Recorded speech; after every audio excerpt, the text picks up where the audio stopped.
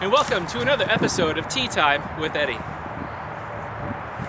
Yep, I'm in a similar spot to where I was for the last episode, although it is a little bit further into the woods, away from that sort of background noise of the freeway, which was a little predominant in my last video. Anywho, so it's the weekend here in Milwaukee, Wisconsin. And what is nice about the weekend is it does pose 2 days of opportunities to work on various sort of like yogic activities of leisure and opportunity. And with that being said,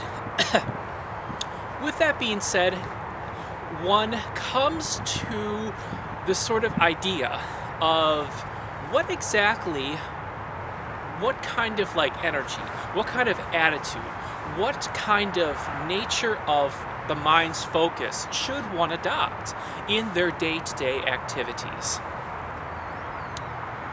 And when it comes to that, this is sort of a topic that I have been working extensively on during the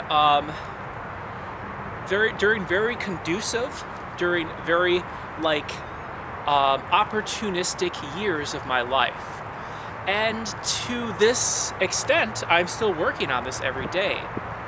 And I suppose you could say the placement of the mind upon a favorable meditative object and being aware of what that object is in the particular moment, the object which is most skillful, could be stated as my #1 career choice. In a sort of like very practical way, because functioning skillfully, functioning and thriving in this world is not separate from having the right state of mind, having the right state of focus, because having those qualities is analogous with functioning skillfully at the same time. And so what I can state is that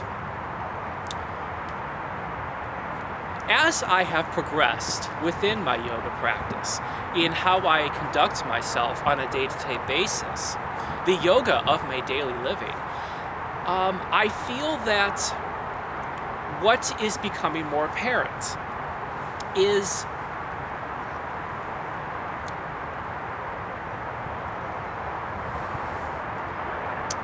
the understanding that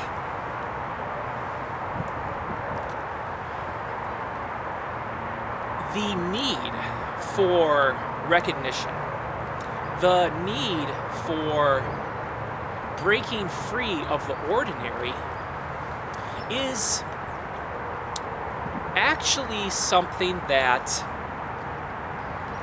is not as fervently pursued as when I first began my sort of yoga of day-to-day living. During the time in which I sort of began, you know, the extensive effort placed towards living skillfully and monitoring my mind, there was a need to sort of have acknowledgement for the benefit for what I was doing in certain ways. Now, as I have progressed within this particular practice, I don't necessarily want to say that the feeling of that recognition's not there anymore, because it really is. But it doesn't have to happen with the same sort of intense frequency as it used to.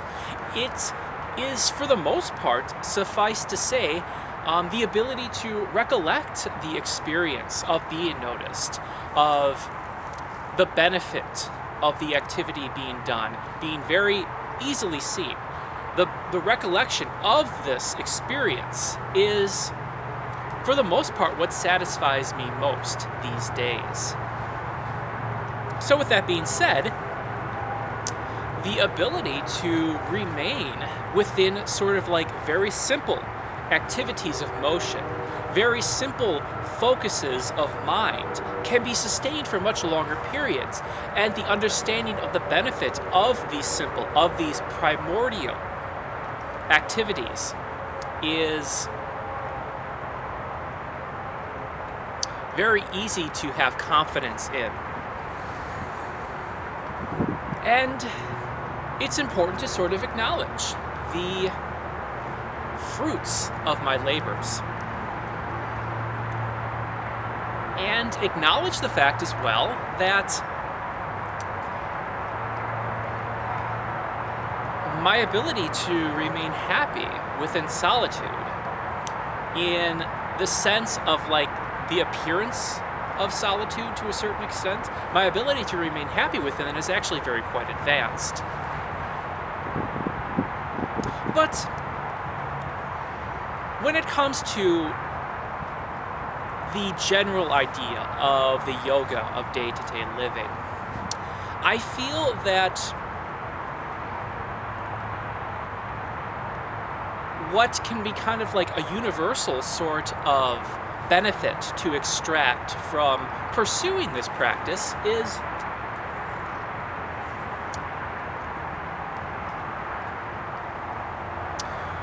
having, I think, as the basis, as the foundation,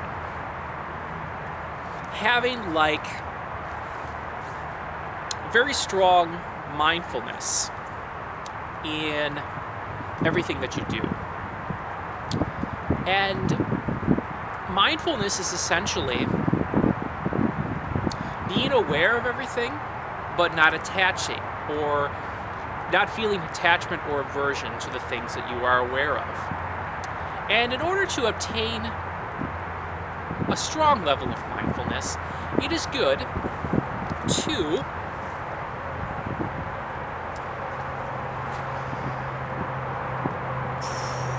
have a distinction between meditation and post-meditation periods. I think I see an insect. Wow, that's amazing because it's 22 degrees out right now, so if that really was an insect that was alive, that's actually quite amazing. To have a distinction between meditation and post-meditation periods. And all that is the reason for this is to essentially get to a point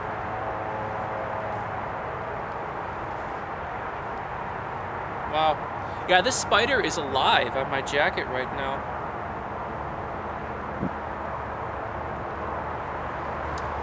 Indeed, indeed. And so what occurs when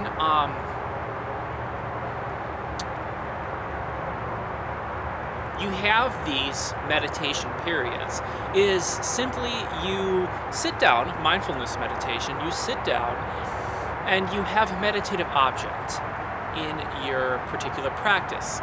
And there are numerous sort of objects that one can have. It's good to have a bit of like a commitment to a particular object at the beginning of the session.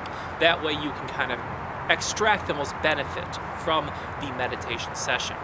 And what you do is you concentrate upon this object, but you also do not try and mindlessly focus on this at the same time. You want to, part of the success of the mindfulness practice is the noticing of what arises while you're focusing upon this object. The spider has flown off. And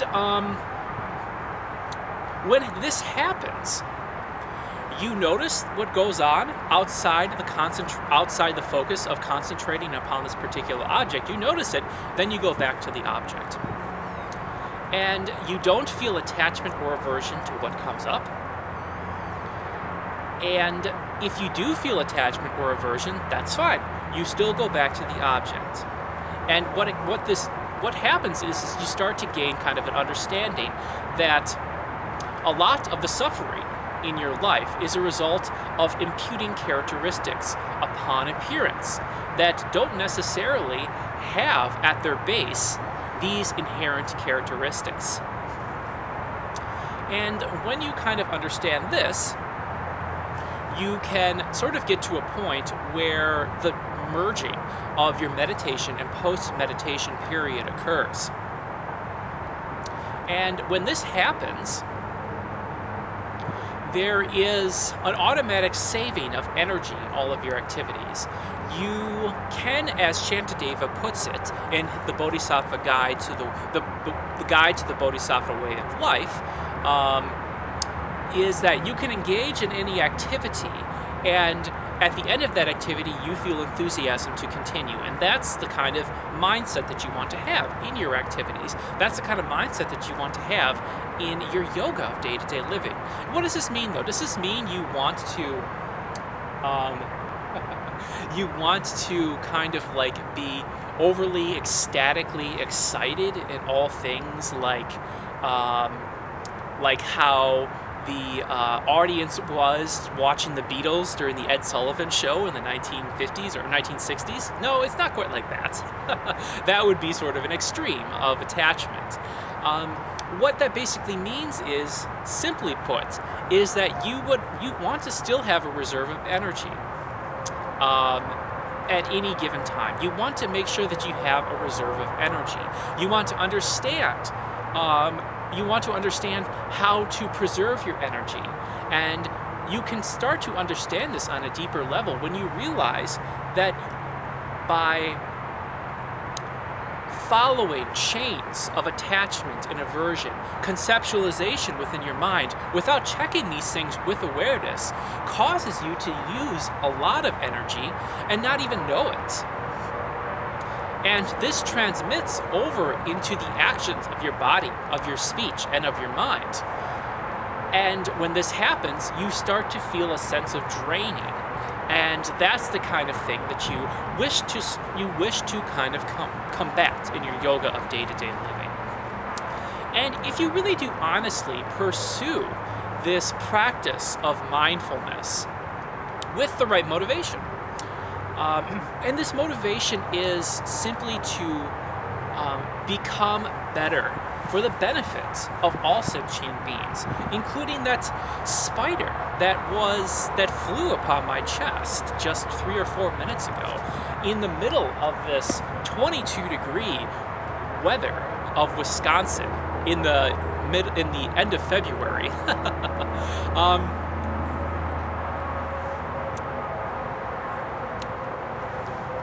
If you have this motivation combined with your mindfulness practice of your yoga of day-to-day living, what is occurring essentially is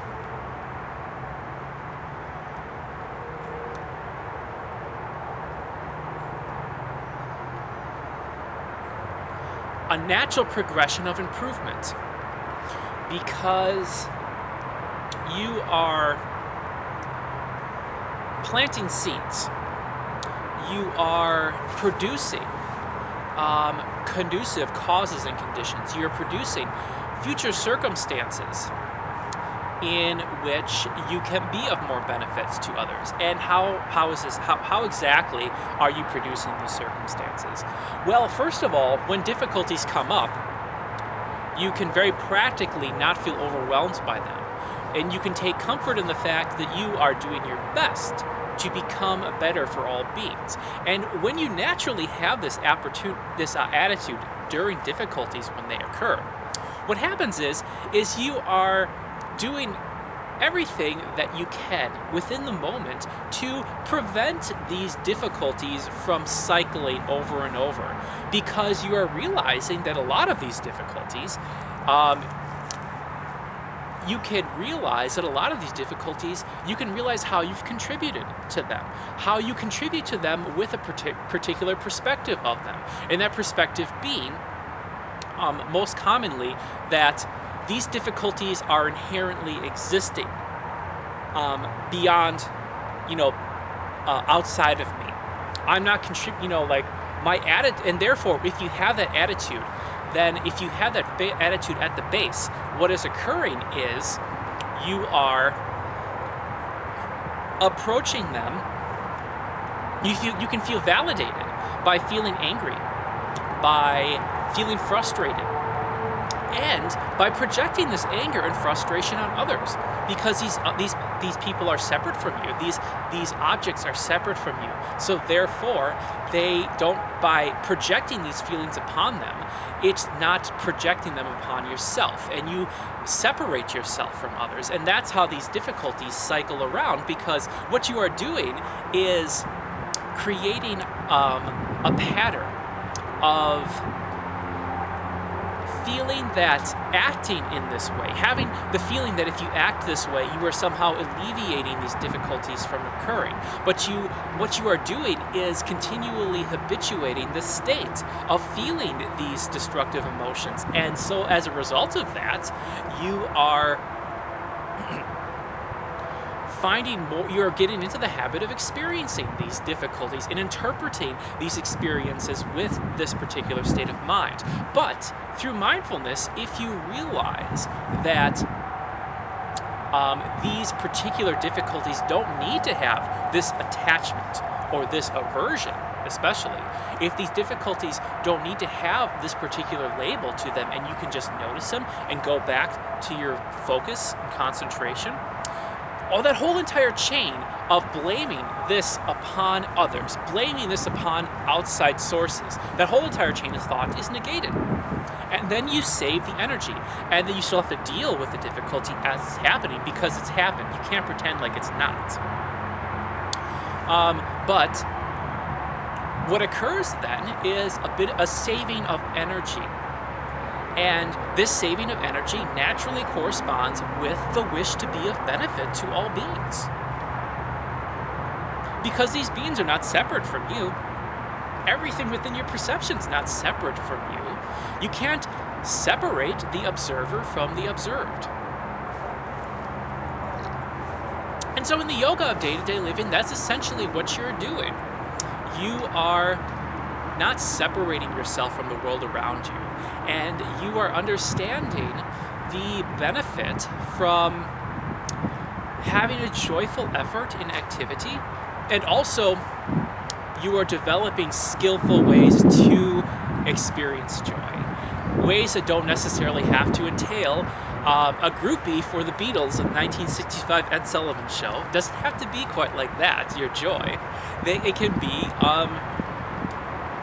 can be more of like an inner sort of joy. And as you progress within the yoga of day-to-day living, it doesn't necessarily have to be as outward as it once was. Or it doesn't necessarily have to be as formal as the distinction between the meditation and post-meditation period.